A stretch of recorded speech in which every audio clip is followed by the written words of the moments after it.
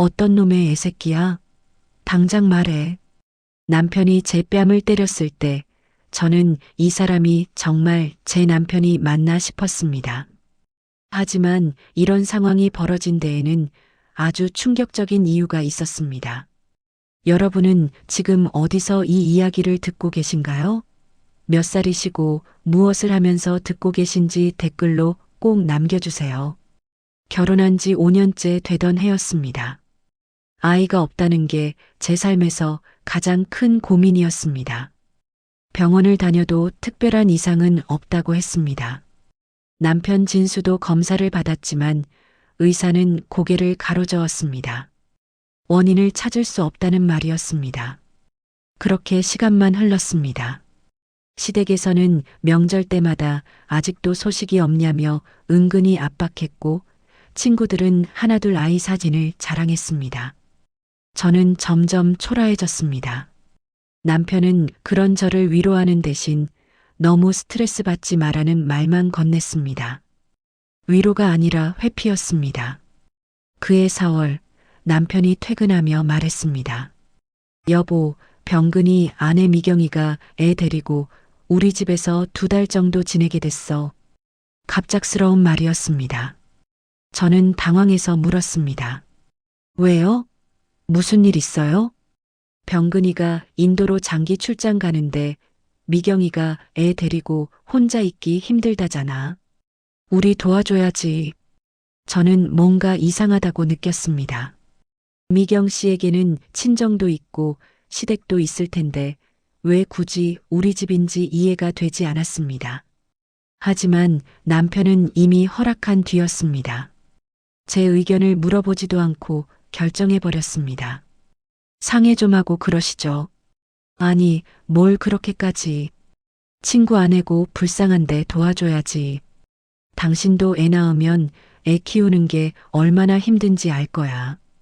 그 말이 가슴에 박혔습니다. 애를 낳지 못하는 제 처지를 비꼬는 것 같았습니다. 저는 더 이상 말하지 못했습니다. 이틀 후 미경이 짐을 가득 싣고 왔습니다. 6살 아들 웅이도 함께였습니다. 문을 열어주는데 미경이 화사하게 웃으며 말했습니다. 언니, 올해 신세 지게 됐어요. 잘 부탁드려요. 예의 바른 말투였지만 왠지 모를 위화감이 느껴졌습니다. 미경은 35살, 저보다 3살 어렸습니다. 날씬하고 화장도 진했습니다. 제가 수수하게 사는 것과는 달랐습니다. 짐을 안방 옆 작은 방에 풀었습니다. 제가 그동안 공부방으로 쓰던 곳이었습니다. 미경은 방을 둘러보더니 말했습니다.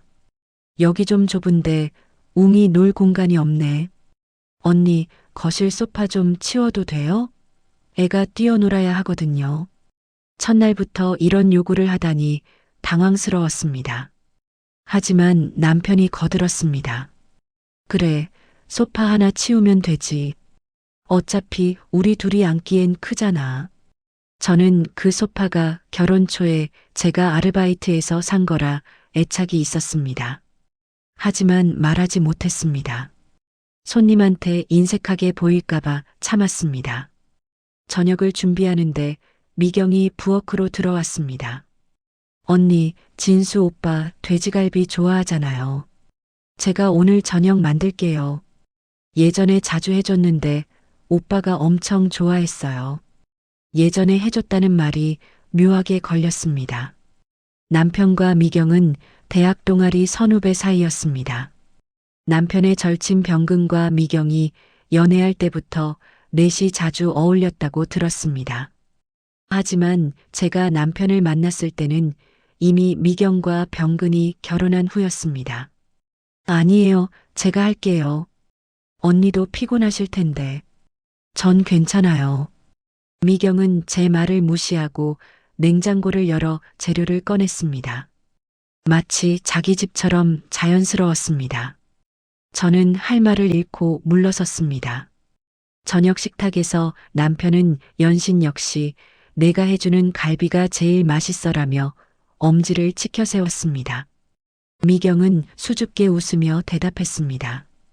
오빠 입맛은 제가 제일 잘 알죠. 저는 포크를 쥔 손에 힘이 들어갔습니다. 제가 만든 음식은 남편이 이렇게까지 칭찬한 적이 없었습니다. 미경은 제 눈치를 살피며 말했습니다. 언니 요리도 맛있을 텐데 제가 너무 나섰나 봐요. 죄송해요. 겉으로는 사과지만 속으로는 무언가 다른 감정이 느껴졌습니다. 저는 아니에요라고만 답했습니다. 그날 밤 남편이 씻는 동안 미경이 거실에서 앨범을 꺼내보고 있었습니다. 제가 다가가자 미경이 말했습니다. 언니, 이 사진 봐요.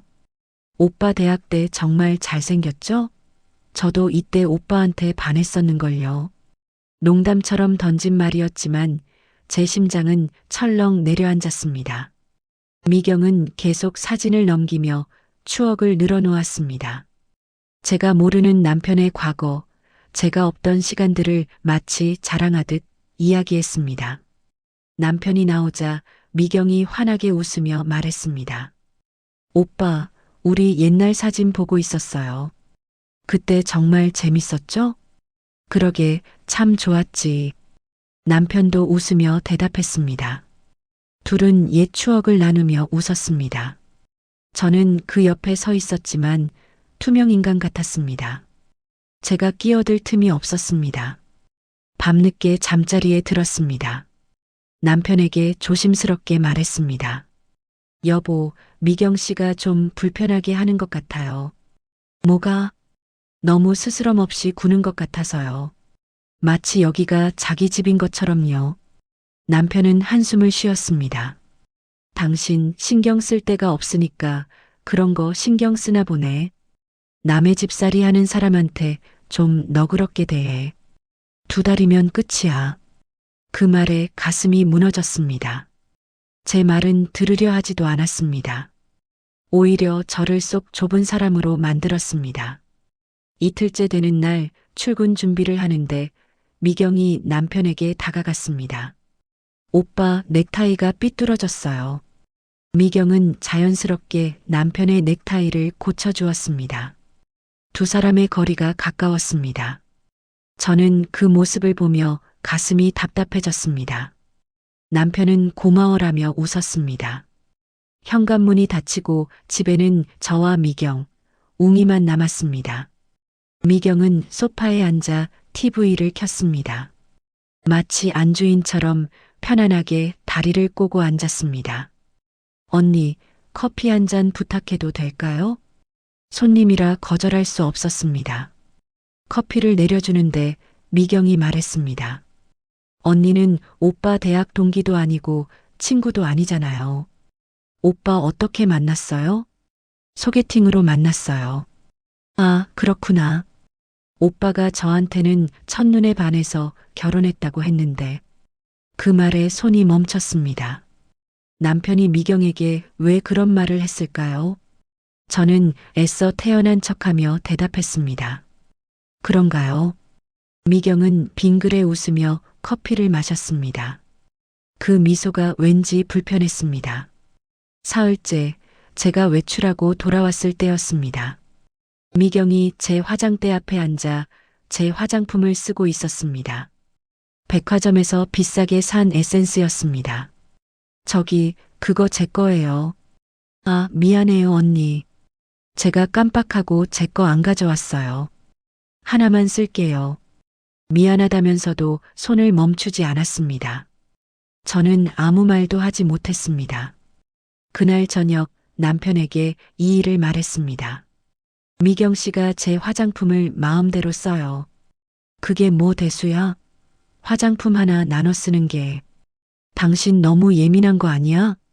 또다시 제가 잘못한 사람이 됐습니다. 저는 입을 다물었습니다. 일주일이 지났습니다. 미경은 점점 더 편하게 굴었습니다. 제 옷을 몰래 입고 제 자리에 앉고 남편과 스스럼 없이 대화했습니다. 저는 제 집에서 이방인이 된 기분이었습니다.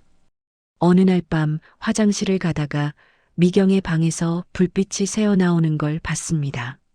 문틈으로 미경이 전화하는 소리가 들렸습니다. 곧 다 될 거야. 조금만 더 기다려. 누구와 통화하는지 알 수 없었지만 묘한 기분이 들었습니다. 저는 조용히 제 방으로 돌아왔습니다.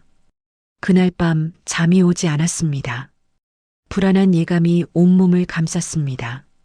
무언가 잘못되고 있다는 느낌 하지만 뭐라고 꼬집어 말할 수 없는 두려움이 저를 짓눌렀습니다. 우리 집에 온 지 2주가 지났습니다. 제 일상은 완전히 무너져 있었습니다. 아침마다 미경은 남편보다 먼저 일어나 아침을 차렸습니다. 된장찌개, 김치볶음, 계란말이까지 남편이 좋아하는 반찬들이었습니다. 저는 부엌에서 밀려났습니다. 남편은 미경이가 해준다는데 쉬어라며 오히려 고마워했습니다. 오빠 요즘 야근 많이 하시죠? 얼굴이 피곤해 보여요. 응, 프로젝트 때문에 좀 바빠. 제가 오빠 좋아하는 삼계탕 끓여드릴게요. 기력 회복에 최고잖아요. 미경은 남편의 스케줄까지 꿰고 있었습니다. 저보다 더 남편을 잘 챙겼습니다. 남편은 그게 당연하다는 듯 받아들였습니다. 어느 토요일 제가 친구를 만나고 돌아왔을 때였습니다. 거실에서 남편과 미경이 나란히 소파에 앉아 웃고 있었습니다. 예전 동아리 영상을 보는 중이었습니다. 오빠, 이때 오빠 기타 치던 거 기억나요? 제가 그때 오빠 노래 듣고 완전 감동받았었는데 미경의 손이 남편의 팔을 툭툭 쳤습니다. 남편은 멋쩍게 웃었습니다. 저는 현관에 서서 그 모습을 지켜봤습니다. 들어갈 타이밍을 잃었습니다. 아, 여보 왔어? 남편이 저를 발견하고 말했습니다. 미경도 고개를 돌렸습니다. 언니, 일찍 오셨네요. 재밌는 거 보고 있었어요. 언니도 같이 봐요. 하지만 이미 그 자리는 둘만의 공간이었습니다. 저는 피곤해서 먼저 쉴게요라며 방으로 들어갔습니다. 그날 밤 남편이 들어오지 않았습니다. 거실에서 미경과 새벽까지 얘기하는 소리가 들렸습니다. 웃음소리도 섞여 있었습니다. 저는 이불을 뒤집어 쓰고 잤습니다. 월요일 아침 화장을 하려고 화장대를 열었는데 제일 아끼는 립스틱이 없었습니다. 백화점에서 생일 선물로 받은 고급 제품이었습니다. 찾아보다가 미경의 방문이 열린 걸 봤습니다. 화장대 위에 제 립스틱이 놓여 있었습니다. 미경 씨, 이거 제 립스틱인데요. 아, 그래요? 죄송해요. 제 거랑 똑같아서 헷갈렸나 봐요. 똑같을 리 없었습니다. 한정판이었고 가격도 비쌌습니다. 미경은 태연하게 웃으며 돌려줬습니다. 하지만 이미 반쯤 써버린 상태였습니다. 저녁에 남편에게 말했습니다. 미경 씨가 또 제 물건을 몰래 썼어요. 또 그 얘기야? 립스틱 하나 쓴 게 뭐가 대수라고. 당신 요즘 이상해. 왜 자꾸 미경이한테 트집을 잡아? 트집이 아니라 친구 아내가 신세지러 온 건데 좀 너그럽게 봐줘. 당신이 속이 너무 좁은 거야. 또 제 잘못이 됐습니다. 저는 더 이상 말하지 않았습니다. 결혼기념일이 다가왔습니다. 5주년이었습니다. 남편이 며칠 전에 말했습니다. 여보, 이번 기념일엔 특별한 선물 준비했어. 당신이 정말 좋아할 거야. 오랜만에 남편이 저를 신경 쓰는 것 같아 기뻤습니다. 혹시 미경 때문에 제가 힘들어하는 걸 알고 배려하는 건가 싶었습니다. 기념일 당일 저는 남편이 좋아하는 음식을 준비했습니다. 미경은 웅이를 데리고 친구 집에 간다며 외출했습니다. 둘만의 시간을 배려해 준 것 같았습니다. 저녁 7시 남편이 퇴근했습니다. 선물 상자를 들고 있었습니다. 백화점 포장지였습니다. 여보, 5주년 축하해. 이거 당신 좋아할 거야. 설레는 마음으로 상자를 열었습니다. 고급 실크 잠옷이 들어 있었습니다. 연보라색이었습니다. 제가 좋아하는 색이었습니다. 와, 예쁘다. 고마워요. 하지만 기쁨은 오래가지 못했습니다. 저녁 9시쯤 미경이 돌아왔습니다. 그리고 거실로 나왔을 때 제 심장이 멎는 줄 알았습니다. 미경이 바로 그 잠옷을 입고 있었습니다. 똑같은 디자인, 똑같은 색이었습니다. 언니, 이거 어때요? 오빠가 오늘 제 생일이라고 선물해줬어요. 미경은 잠옷을 쓸어내리며 빙글빙글 돌았습니다. 남편은 당황한 표정으로 말했습니다. 아, 그게. 오빠 정말 고마워요. 병근이는 제 생일도 기억 못하는데 오빠는 챙겨주시네요. 미경은 눈물까지 글썽였습니다. 저는 남편을 쳐다봤습니다. 이게 무슨 일이에요? 여보, 오해야. 병근이가 미경이 생일 선물 좀 사달라고 부탁해서 대신 산 거야. 그럼 왜 저한테 준 거랑 똑같은 걸 사요? 그게 세트로 파는 거라서 말이 되지 않았습니다. 백화점에서 세트로 팔 리가 없었습니다. 설령 그렇다 해도 왜 똑같은 걸 사줬을까요? 언니, 혹시 언니 것도 이거예요? 어머, 우연이네요. 미경은 순진한 척했지만 눈빛은 비웃고 있었습니다. 저는 더 이상 참을 수 없어서 방으로 들어가 버렸습니다. 남편이 따라 들어왔습니다. 여보, 진짜 오해야. 병근이가 급하게 부탁해서 저는 당신이 저 사람보다 절 더 사랑한다고 믿고 싶어요. 근데 요즘엔 확신이 안 서요. 무슨 소리야? 당신은 내 아내잖아. 아내면 뭐해요? 저한테는 함부로 대하면서 저 사람한테는 친절하잖아요. 당신이 너무 예민하게 구는 거야. 미경이는 그냥 친구 아내일 뿐이야. 남편은 제 말을 끝까지 듣지 않고 나가버렸습니다. 저는 이불을 뒤집어 쓰고 울었습니다. 다음 날 미경은 그 잠옷을 입고 아침 식사를 준비했습니다. 남편 앞에서 일부러 그 모습을 보여주는 것 같았습니다. 오빠, 잠옷 너무 잘 어울리죠? 남편은 어색하게 웃으며 대답하지 못했습니다. 저는 식사도 거르고 출근했습니다. 일주일 후 또 다른 사건이 터졌습니다. 옷장을 정리하다가 제가 아끼는 원피스가 없는 걸 발견했습니다. 결혼 전에 첫 월급으로 산 옷이었습니다. 미경의 방을 노크했습니다. 미경 씨, 혹시 제 원피스 봤어요? 무슨 원피스요? 베이지색 원피스요. 아, 그거요? 제가 어제 입고 나갔는데요. 언니 것인 줄 몰랐어요.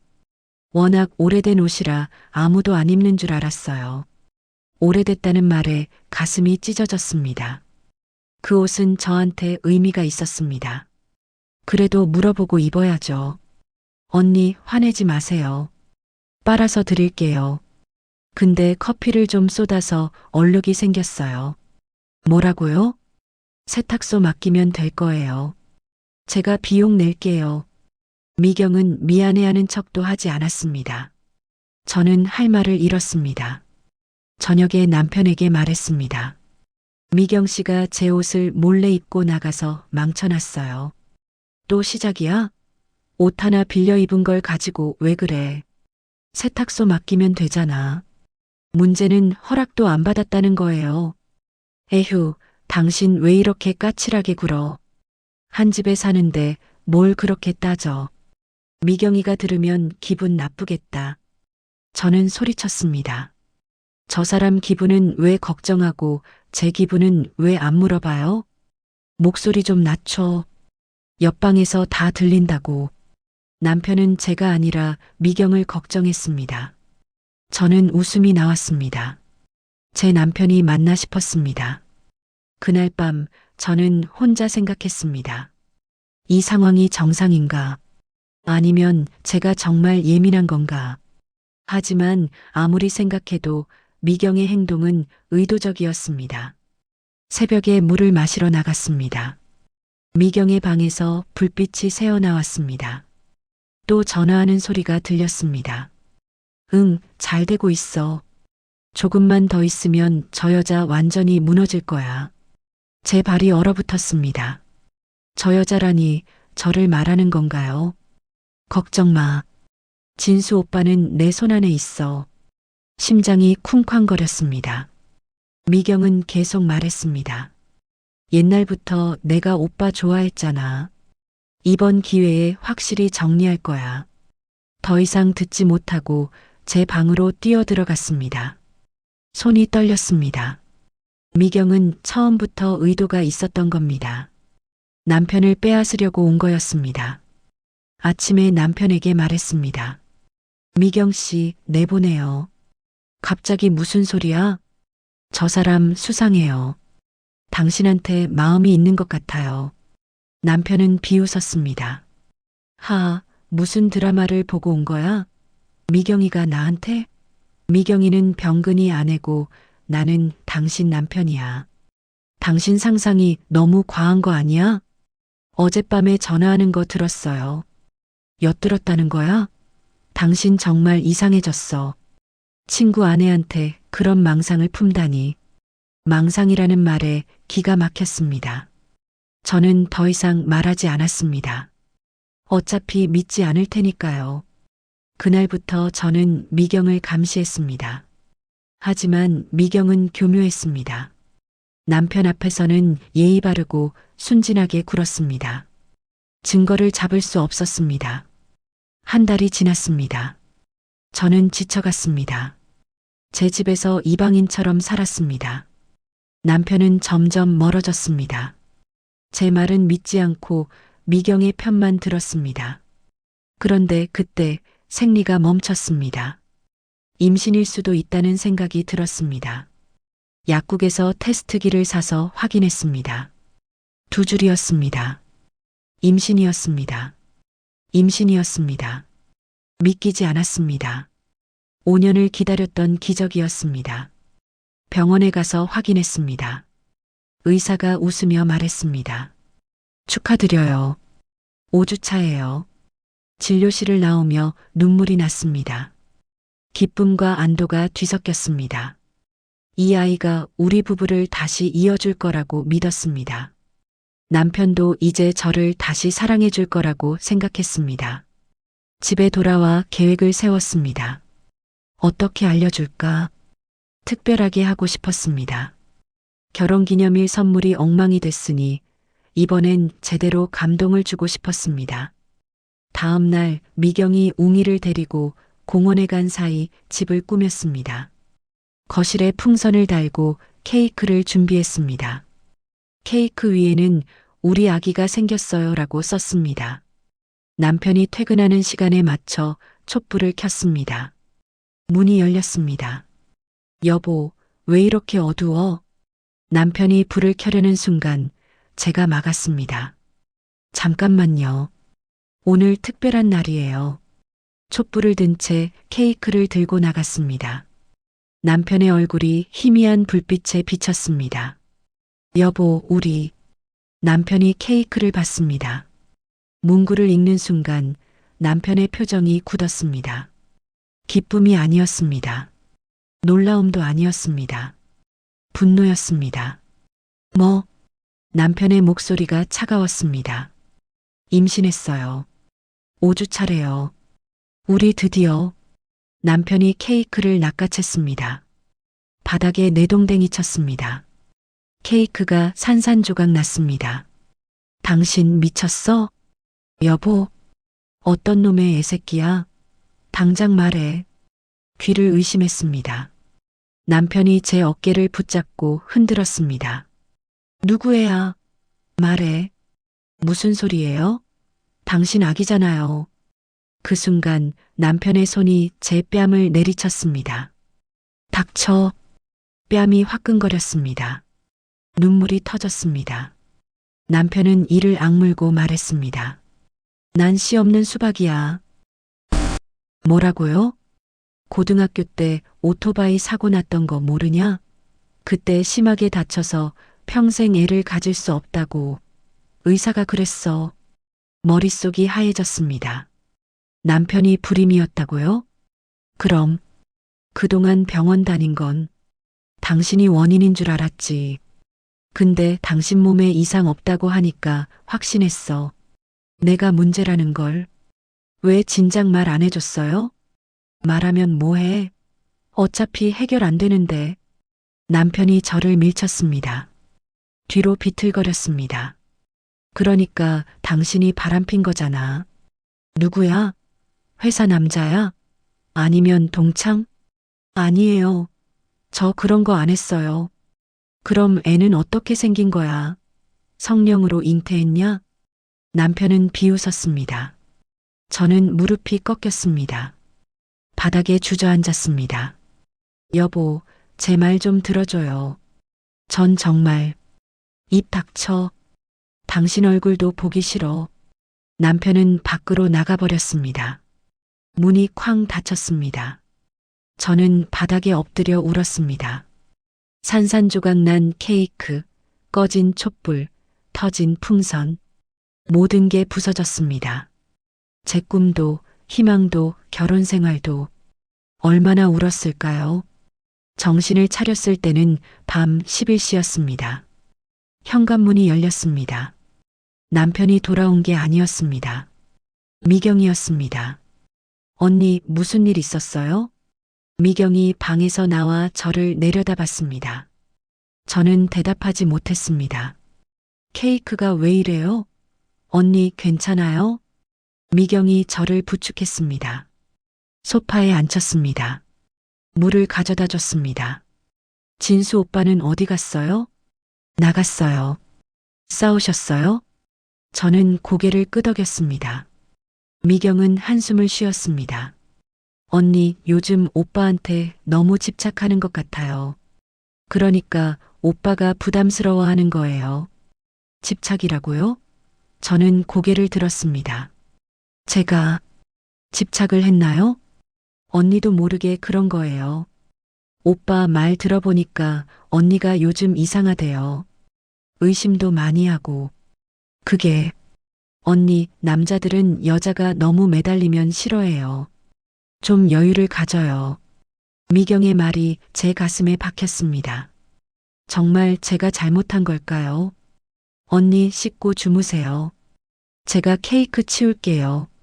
미경은 상냥하게 웃었습니다. 하지만 그 눈빛은 달랐습니다.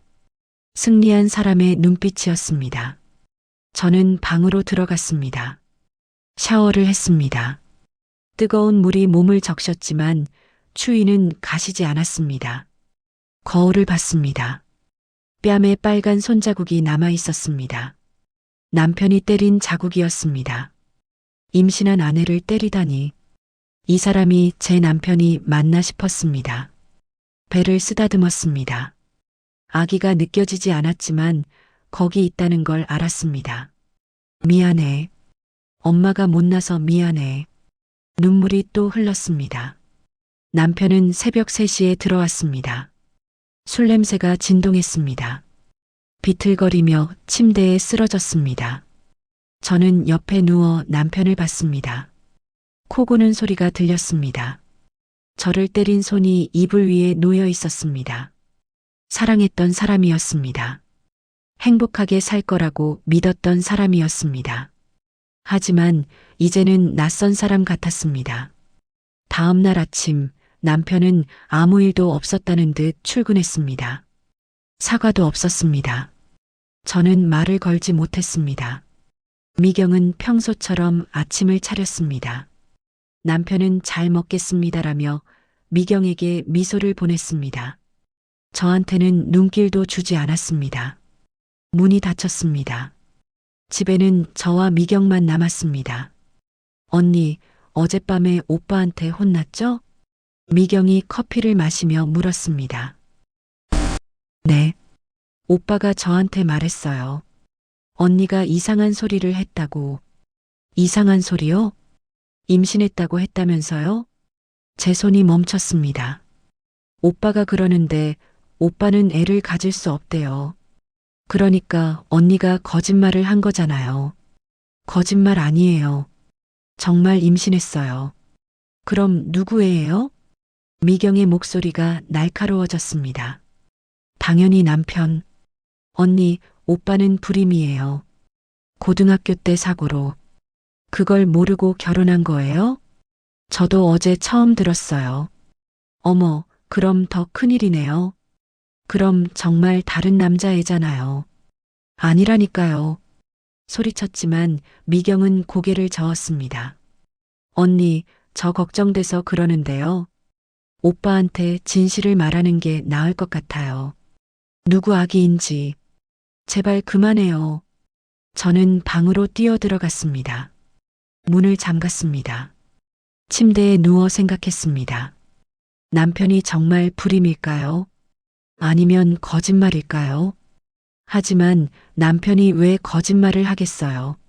자기가 불임이라는 걸 인정하는 게 얼마나 힘든 일인데. 그럼 이 아기는 정말 누구 아기일까요? 아니에요. 저는 남편밖에 없었어요. 다른 남자는 쳐다본 적도 없어요. 그런데 어떻게 임신을 했을까요? 머리가 터질 것 같았습니다. 핸드폰을 들었습니다. 병원에 전화했습니다. 저 혹시 임신이 잘못 나올 수도 있나요?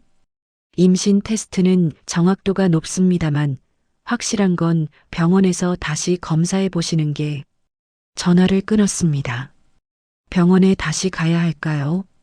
아니면 남편을 설득해야 할까요? 하지만 남편은 저를 믿지 않았습니다. 제 말은 듣지도 않았습니다. 저는 침대에 누워 천장을 봤습니다. 아기야, 넌 누구 아기니? 엄마는 아빠밖에 몰라. 근데 왜 아빠는 널 안 믿을까? 눈물이 또 흘렀습니다. 그날 저녁 남편은 늦게 들어왔습니다. 또 술을 마신 상태였습니다. 저는 용기를 냈습니다. 여보, 우리 다시 병원 가요. 같이 검사 받아요. 필요 없어. 당신이 정말 불임인지 확인해야. 내가 거짓말할 이유가 뭐가 있어. 남편이 소리쳤습니다. 난 확실해. 의사가 그랬다고. 애를 가질 수 없다고. 그럼 이 아기는, 그러니까 다른 놈 애라고. 남편은 저를 노려봤습니다. 눈에 증오가 가득했습니다. 이혼하자. 뭐라고요? 이혼해. 나 이제 당신 얼굴도 보기 싫어. 남편은 방을 나갔습니다. 거실 소파에서 잤습니다. 저는 배를 안고 울었습니다. 아기야, 미안해. 엄마가 못나서 미안해. 하지만 엄마는 널 지킬 거야. 무슨 일이 있어도. 남편은 일주일째 저와 말을 섞지 않았습니다. 출근할 때도 퇴근했을 때도 제 얼굴을 보지 않았습니다. 밤에는 거실 소파에서 잤습니다. 미경은 그런 남편을 위로했습니다. 아침마다 해장국을 끓여주고 저녁마다 남편의 술상대를 했습니다. 저는 방 안에서 그 소리를 들었습니다. 오빠 많이 힘들죠? 응. 제가 옆에 있을게요. 기대요. 미경의 목소리가 달콤했습니다. 저는 이불을 뒤집어 썼습니다. 어느 금요일 밤 남편이 평소보다 더 많이 마셨습니다. 비틀거리며 집에 왔습니다.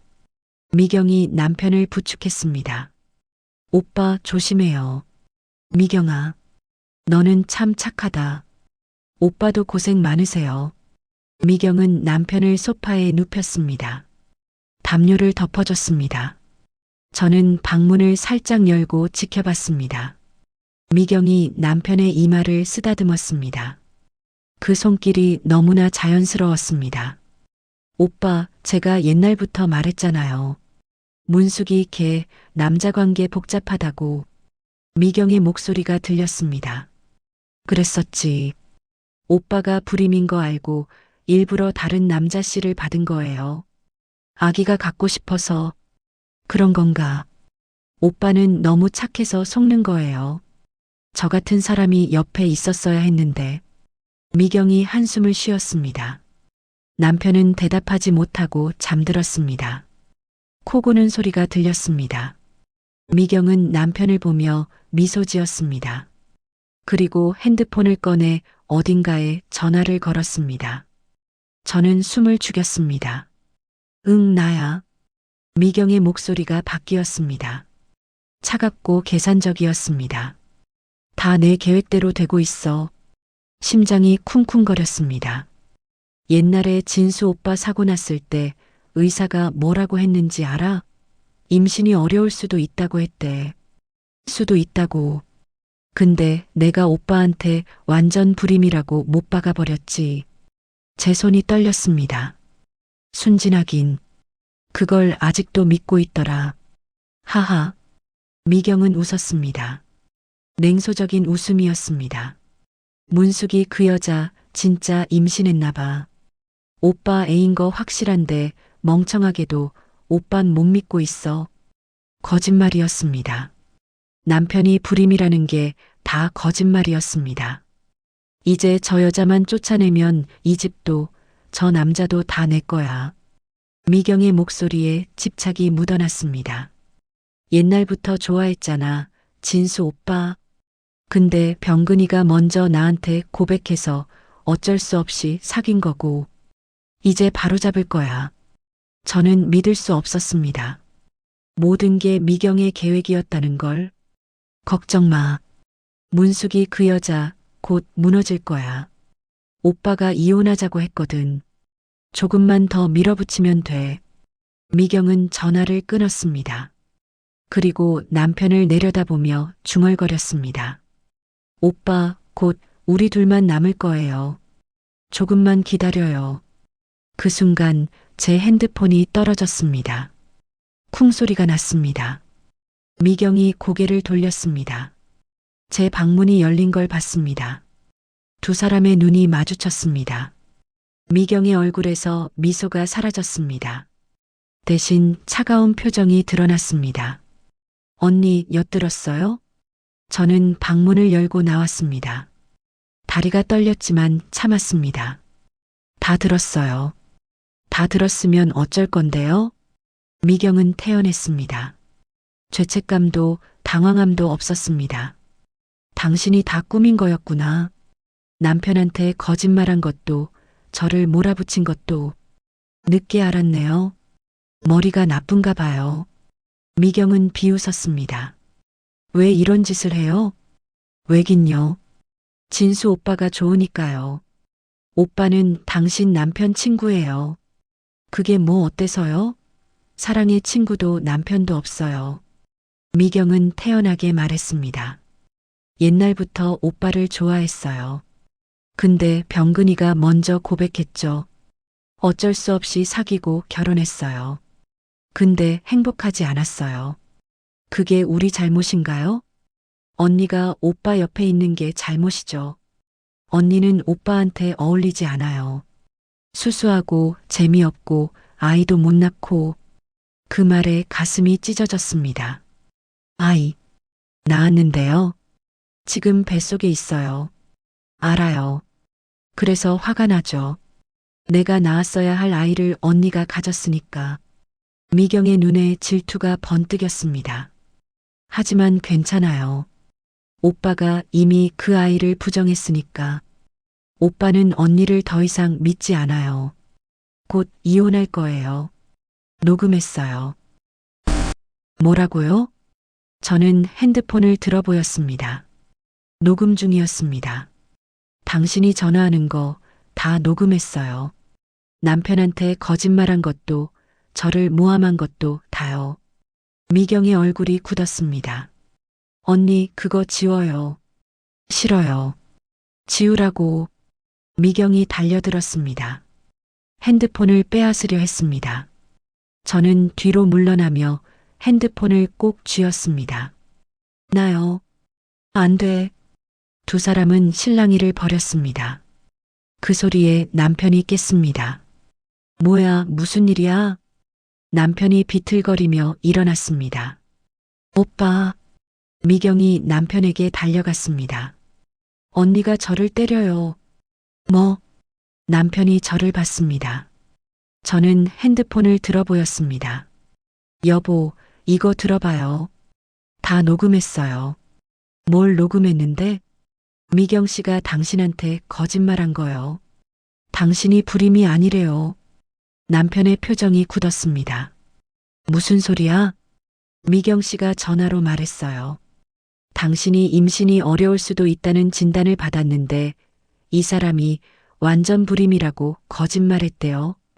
그게 무슨... 들어봐요. 저는 녹음 파일을 재생했습니다. 미경의 목소리가 울려 퍼졌습니다. 옛날에 진수 오빠 사고 났을 때 의사가 임신이 어려울 수도 있다고 했대. 수도 있다고. 근데 내가 오빠한테 완전 불임이라고 못 박아 버렸지. 남편의 얼굴이 창백해졌습니다. 순진하긴. 그걸 아직도 믿고 있더라. 녹음이 계속됐습니다. 미경이 모든 계획을 털어놓는 소리가 흘러나왔습니다.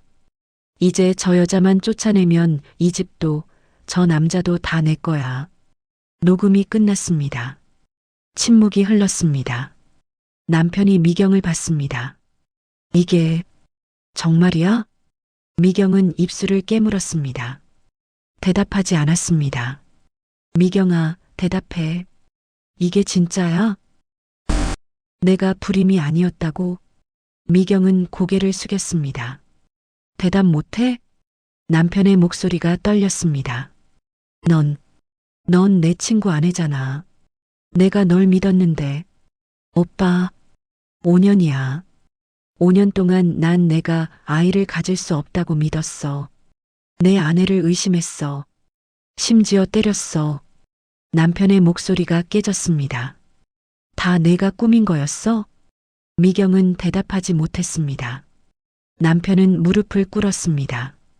바닥에 주저앉아 고개를 떨궜습니다. 나 뭔 짓을 한 거야? 남편이 울기 시작했습니다. 저는 그 모습을 지켜봤습니다. 동정심은 들지 않았습니다. 분노만 남아 있었습니다. 미경은 슬그머니 방으로 들어가려 했습니다. 어딜 가요? 제가 막았습니다. 비켜요, 언니. 당신 여기서 못 나가요. 경찰 부를 거예요. 뭐? 당신이 한 짓 다 신고할 거예요. 미경의 얼굴이 일그러졌습니다. 언니, 후회할 거예요. 후회는 내가 아니라 당신이 할 거예요. 그때 현관문이 열렸습니다. 누군가 들어왔습니다. 병근이었습니다. 미경의 남편이었습니다. 여보, 미경이 놀라 소리쳤습니다. 인도에 있는 거 아니었어요? 일찍 끝났어. 병근은 차가운 표정으로 미경을 봤습니다. 내가 내 친구 가정을 박살내려고 이런 짓을 벌인 걸 내가 모를 줄 알았냐? 병근은 서류 봉투를 꺼냈습니다. 이혼 서류야. 사인해. 여보, 그게 아니라. 변명하지 마. 다 알고 있어. 병근은 돌아서서 진수를 받습니다. 친구야, 미안하다. 내 아내가 이런 짓을 할 줄 몰랐어. 진수는 고개를 들지 못했습니다. 병근은 미경의 팔을 잡아 끌었습니다. 가자. 싫어. 나 안 가. 웅이는 내가 키울 거야. 넌 이제 엄마 자격도 없어. 병근은 미경을 끌고 나갔습니다. 미경의 비명이 복도에 울려 퍼졌습니다. 문이 닫혔습니다. 집에는 저와 남편만 남았습니다. 미경이 떠난 후 집은 조용해졌습니다. 너무 조용했습니다. 남편은 소파에 앉아 하루 종일 멍하니 천장만 바라봤습니다. 밥도 먹지 않았습니다. 말도 하지 않았습니다. 저는 짐을 쌌습니다. 친정으로 가기로 결심했습니다. 더 이상 이 집에 있을 이유가 없었습니다. 짐을 챙기는데 남편이 방으로 들어왔습니다. 여보, 처음으로 남편이 저를 불렀습니다. 하지만 저는 돌아보지 않았습니다. 미안해. 내가 정말 잘못했어. 남편의 목소리가 떨렸습니다. 당신 말을 믿었어야 했는데. 미경이 말만 듣고 당신을 의심했어. 심지어 때렸어. 저는 짐을 계속 쌌습니다. 제발 나 좀 봐줘. 응? 남편이 제 어깨를 잡았습니다. 저는 뿌리쳤습니다. 손 치워요. 여보, 제발. 한 번만 용서해줘. 한 번이요? 저는 돌아서서 남편을 봤습니다. 당신은 몇 번 저를 의심했죠? 몇 번 무시했죠? 몇 번 남의 편을 들었죠? 그게 제가 미경 씨 때문에 힘들다고 했을 때 당신은 뭐라고 했죠? 당신이 속이 좁다고 했잖아요. 남편은 고개를 숙였습니다. 제가 임신했다고 했을 때 당신은 뭐라고 했죠? 누구 애냐고 물었잖아요. 미안해. 당신은 절 때렸어요. 임신한 아내를. 그것도 억울하게. 제 목소리가 떨렸습니다. 5년을 같이 살았는데 당신은 절 전혀 믿지 않았어요. 남의 말만 믿었죠. 내가 바보였어. 내가 잘못했어. 남편이 무릎을 꿇었습니다. 제발 한 번만 용서해줘. 응? 다시 시작하자. 우리 아기도 있잖아. 아기. 그 말에 배를 만졌습니다. 10주 차였습니다. 이 아기는 제 아기예요. 응, 우리 아기. 아니요. 제 아기예요. 당신 아기 아니에요. 남편의 얼굴이 굳었습니다. 무슨, 당신은 이 아이를 부정했어요. 다른 남자 씨라고 했죠. 그러니까 이젠 당신 아이가 아니에요. 여보, 그건 전 혼자 키울 거예요. 당신 없이도 잘 키울 수 있어요. 저는 가방을 들었습니다. 이혼해요. 안 돼. 남편이 제 앞을 막았습니다. 제발, 제발 가지 마. 내가 잘못했어. 내가 고칠게. 늦었어요. 아직 안 늦었어. 우리 다시 시작할 수 있어. 전 못해요. 저는 남편을 밀쳤습니다. 당신이 절 때렸을 때 전 생각했어요. 이 사람이 정말 날 사랑했나? 아니면 그냥 편한 사람이라서 결혼한 건가? 사랑했어. 지금도 사랑해. 사랑이 그렇게 쉽게 깨지나요? 남의 말 한마디에 남편은 대답하지 못했습니다.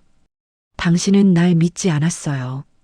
5년을 같이 살았는데도 그게 전부예요. 저는 문을 열었습니다. 여보, 남편이 제 팔을 붙잡았습니다. 나요. 못 나. 절대 못 나. 놓으라고요. 제가 소리쳤습니다. 남편의 손이 풀렸습니다. 저는 집을 나왔습니다. 뒤돌아보지 않았습니다.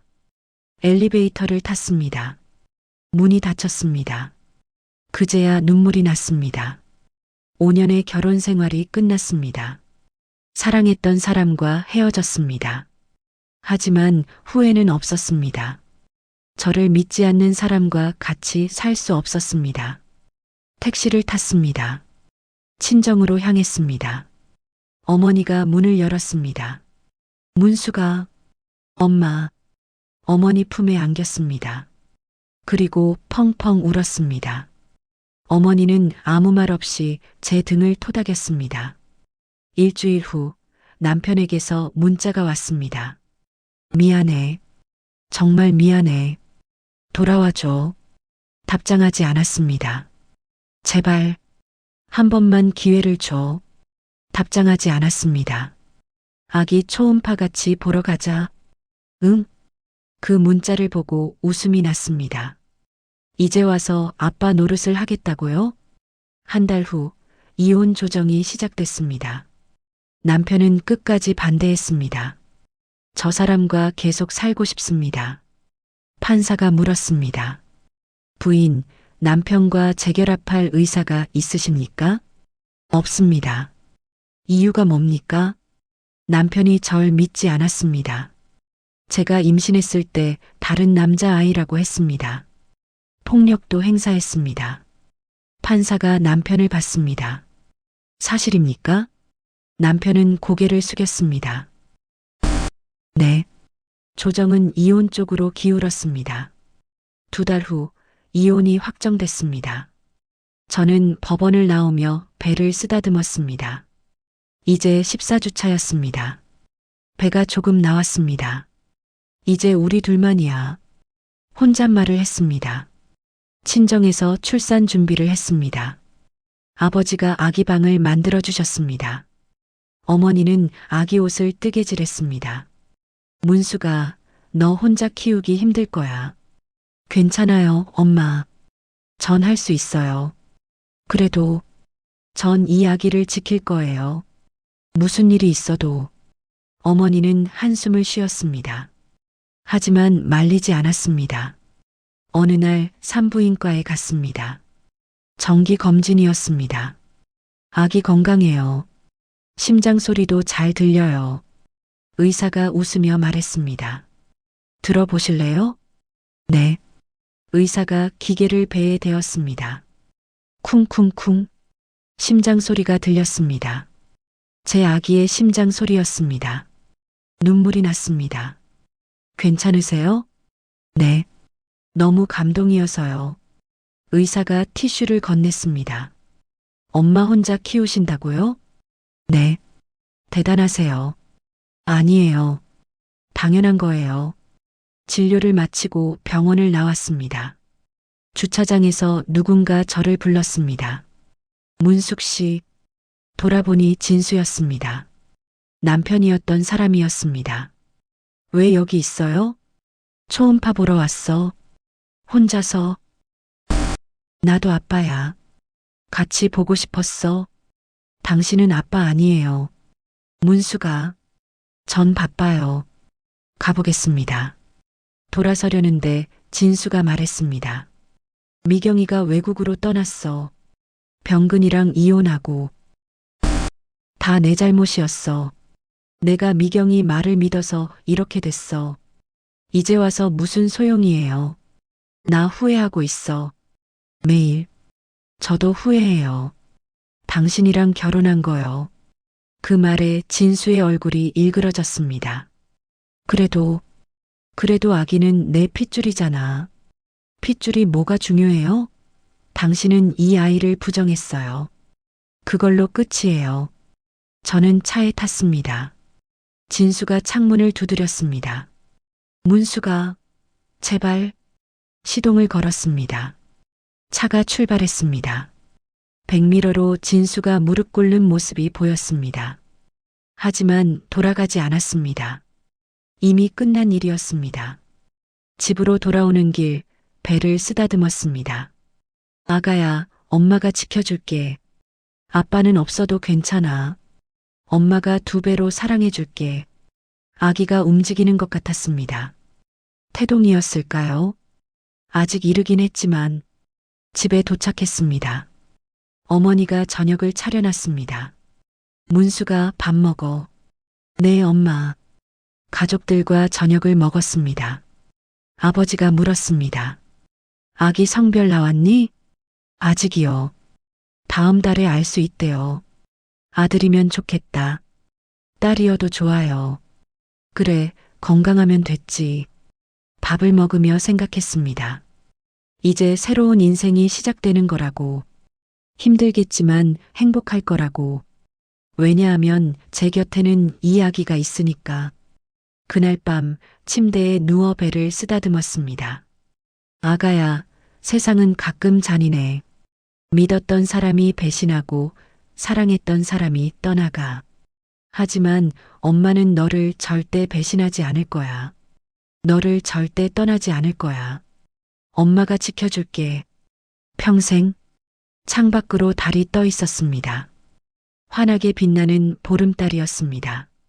새로운 시작을 알리는 것 같았습니다. 저는 눈을 감았습니다. 그리고 깊은 잠에 빠졌습니다. 내일은 더 나은 날이 될 거라고 믿으며